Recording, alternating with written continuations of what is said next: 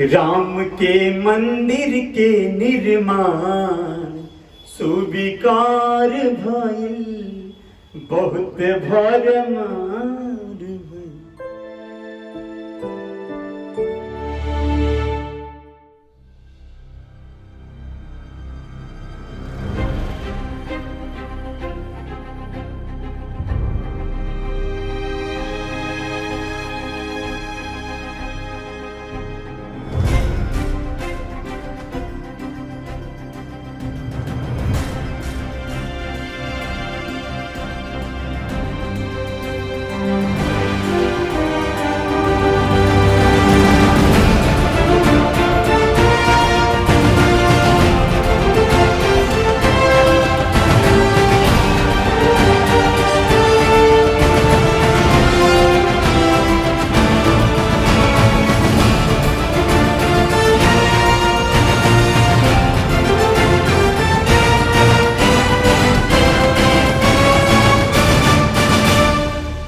भक्त बौरैले नहीं घपला, बरियार भइल, बहुत बेसुमार भइल, घपला बरियार भइल हो।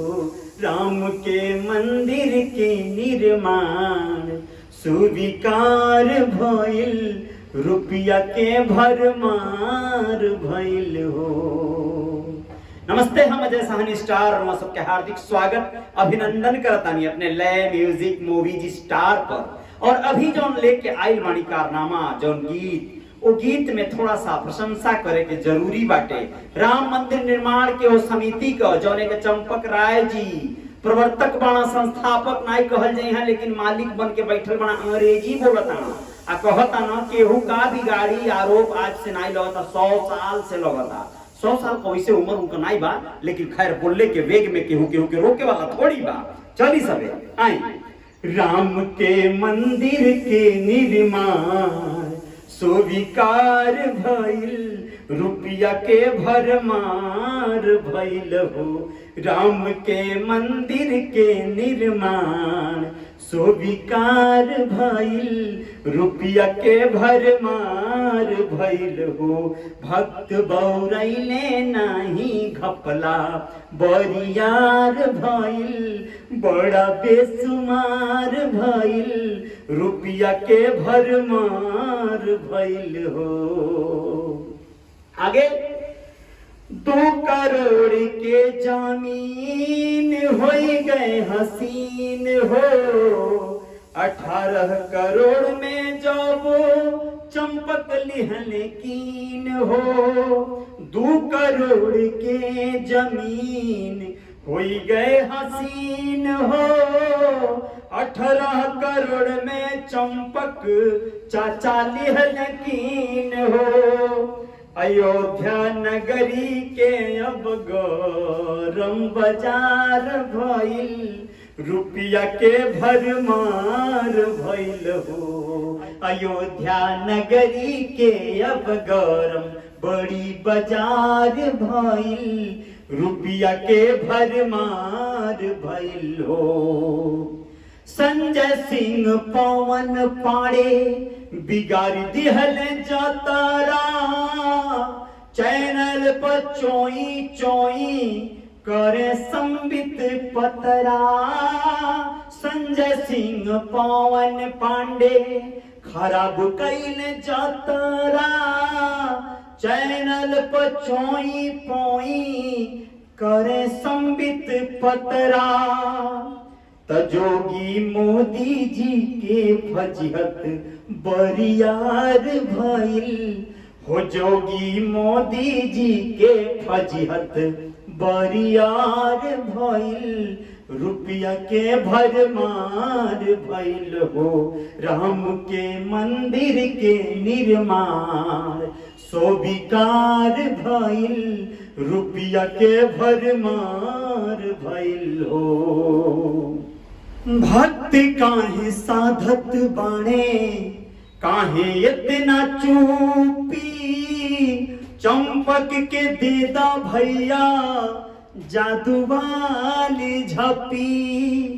भक्ति काहे साधत बाणे अब इतना चुपी, चंपक जी के दे दा लोगन जादू वाली झप्पी।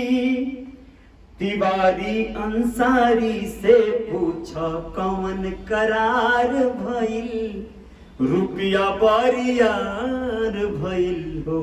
तिवारी अंसारी से पूछा कौन करार भइल, रुपया के भरमार भइल हो। केहू नहीं पूछत बाड़े खुल करके सामने, लागता की हिस्सेदारी लिहले बाटे सबने। केहू नहीं पूछतावे खुल करके सामने, लागता की हिस्सेदारी लिहले बाटे सबने। पता लगावा कहवा पाठक परिवार गइल, रुपया के भरमार भइल हो। पता लगावा कहवा पाठक परिवार गइल। जी हाँ, वह पाठक परिवार जे जमीन के लिखले बा, रजिस्ट्री कइले बा, उ कहाँ गइल पता लगौले का कार बा। जब से 2 करोड़ रुपया पौले बा लोग, तब से गायब बा लोग।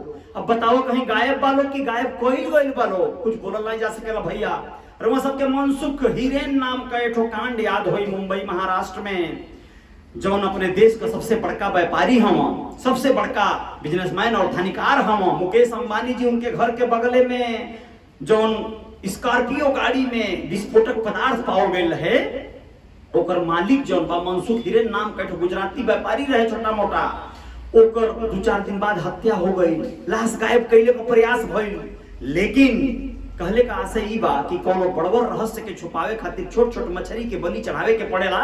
ऐसने कुछ नहीं हो गए पाठक परिवार के साथे। भाई कहां बा सब, काहे ने सामने आवता, मीडिया के सामने आवता, तो वही पर कहे के बा।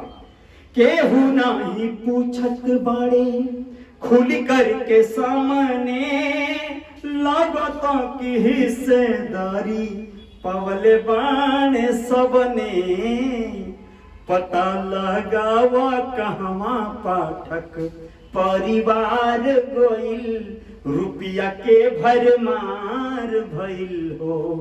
राम के मंदिर के निर्माण स्वीकार भइल, रुपया के भरमार भइल हो। अंत में क्या कहे के बा? ओइसे तो यह सब में कुछ बोले नहीं मोदी जी। मोदी जी ऐसा मामला में एकदम घप चुप, बस कुछ नहीं भैया। तो ओइसे तो यह सब में कुछ बोले नहीं मोदी जी, काहे चुप्पी सधले बने अपन बाबा योगी जी। ओइसे तो यह सब में कुछ बोले नाही मोदी जी, काहे चुप्पी सधले बाणी अपन प्यारा योगी जी।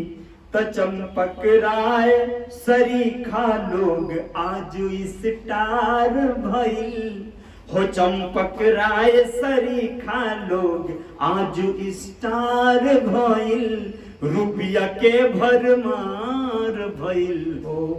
पता लगावा सभे कैसे मंदिर कार भइल, रुपया के भरमार भइल हो।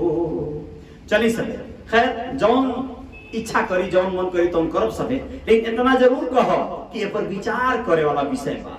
बड़ा गजब करो ना भाई। तो खैर आगे जय जयकार जारी रही। चली चैनल के हमरे सब्सक्राइब कर ले सके। कोशिश ये रही कि नया नया कुछ न कुछ आप लोगों के मिलत रहे। जय जयकार जारी रहे।